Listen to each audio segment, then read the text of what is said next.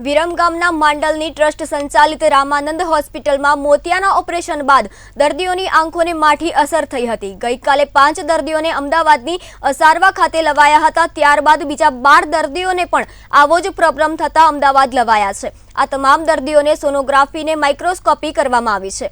Drop injection અને દવાઓ પણ ચાલુ કરી દેવાઈ છે। અસારવા સરકારી આંખની હોસ્પિટલના ડાયરેક્ટર સ્વાતિ રવાણીના કહેવા મુજબ મલ્ટી ફેક્ટર ઇન્ફેક્શન હોઈ શકે કહી શકાય નહીં। આ તમામ દર્દીઓની હાલ તપાસ ચાલુ છે। દર્દીઓ દ્વારા ફરિયાદ કરાઈ છે કે આંખોમાં લાલાશ અને સોજો આવ્યો છે।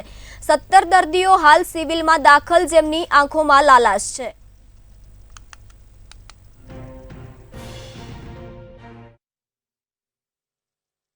અહીંયા પહોંચી ગયા છે અને રાત્રે જ અમારા માઇક્રોબાયોલોજિસ્ટ, કોર્નિયા સ્પેશિયાલિસ્ટ અને રેટિના સ્પેશિયાલિસ્ટે સોનોગ્રાફી અને ઇનડાયરેક્ટ ઓપ્થેલ્મોસ્કોપી બધી તપાસ કરી, સ્લિટ લેમ્પ માઇક્રોસ્કોપીની બી તપાસ કરી અને દરેક દર્દીને જરૂરિયાત પ્રમાણે એન્ટીબાયોટિક ડ્રોપ્સ, ઇન્જેક્શન્સ અને સોજો ઓછો થવાની બધી જ દવાઓ ચાલુ કરી દીધી છે અને અમે એ લોકોની સંપૂર્ણપણે સારવાર કરી રહ્યા છીએ।